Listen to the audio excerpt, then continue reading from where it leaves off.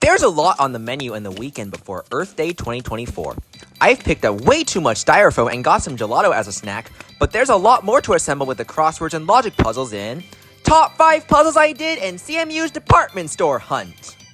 Picking up a fountain pen with this one. The moment I set foot at the actual department store, things get rather messy.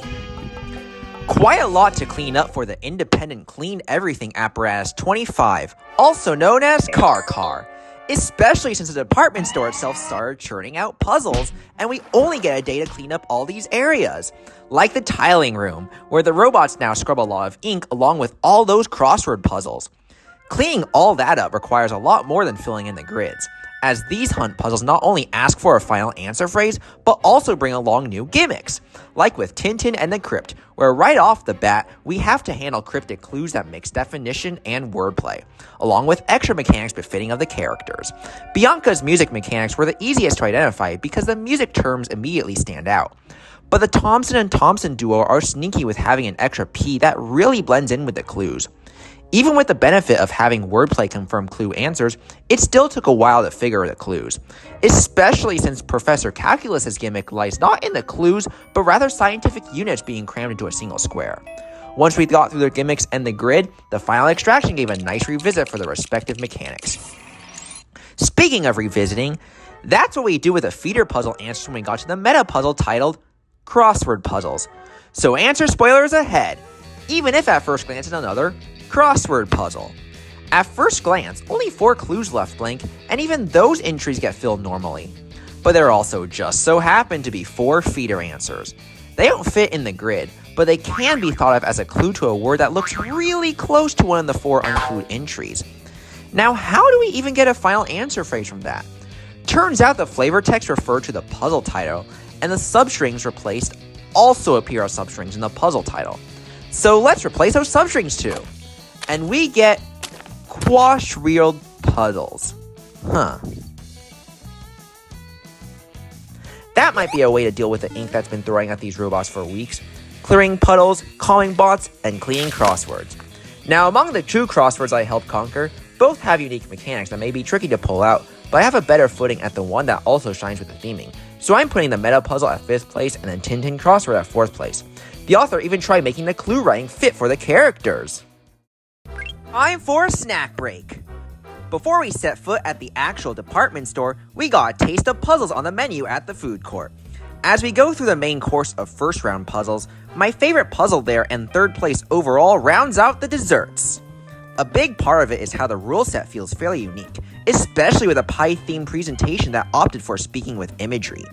I had no problem inferring the pie portions to count touching boundary edges and that same colored pies should be in the same region, along with forming strategies like marking borders from the outer perimeter and coloring in same region cells. That takes care of the logic, but there's still a bit more from the plate to finish the puzzle, including the full pies we haven't used yet. We're definitely using the value of pi and rounding our results, but the real question is for what? Good thing Sheets Formulas gave us a quick way to do trial and error as we attempted working the area of each region before realizing that we just need to multiply the number of pies, often a fraction, by pi for each region. Though the extraction was hard, it was ultimately doable with a clever use of that mathematical constant. Before my top pick, some honorable mentions. The Swedish crossword puzzles. I like how well incorporated and well hidden the secret puzzle is. Line by line, one of the fastest puzzles I've solved in the CMU hunts. Helium balloons. Really enjoyed looking up all those scientific discoveries and how BP got made fun of with an award. This puzzle is unlockable. Appending all those prefix and suffix mechanics can be incredibly tricky. And Under the Sea.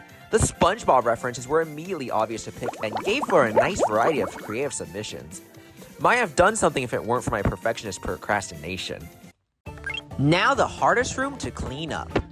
I followed Karkar into the back rooms before realizing I have to put everything together in the hardest room yet. The DIY room. As if putting together furniture at home wasn't enough, we need to put together an entire round of puzzles with the instruction manual. And the puzzle pages themselves don't give much to work off of. Reading through the manual gave us some ideas on what parts go where, especially when the flavor text is conveniently right by the title.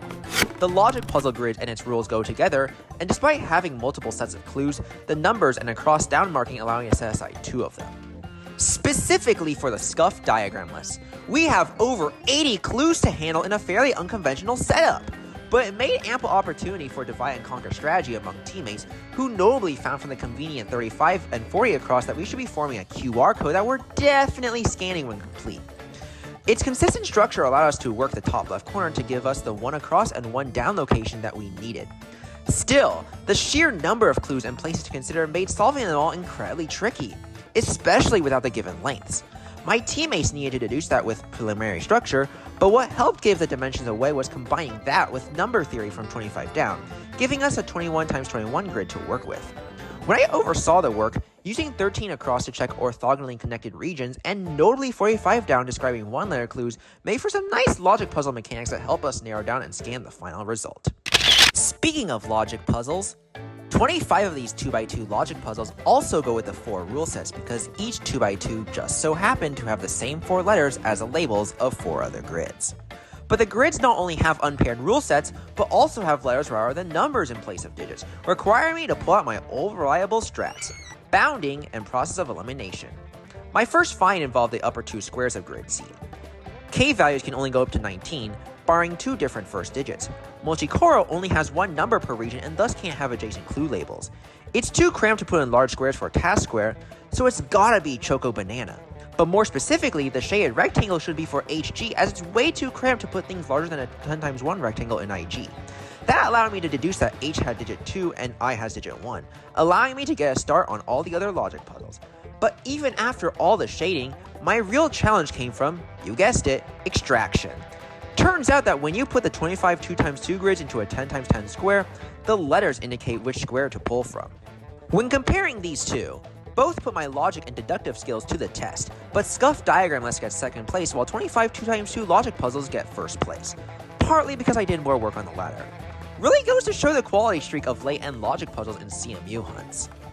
After getting these two done, I attempted key smashing my way through the ASDFGHJKL semicolon, but the inner machinations of the rest of the round were quite an enigma. And that wraps up CMU's department store hunt. Even with teammates on hand, there is so much to unpack, especially from the fairly unique DIY room.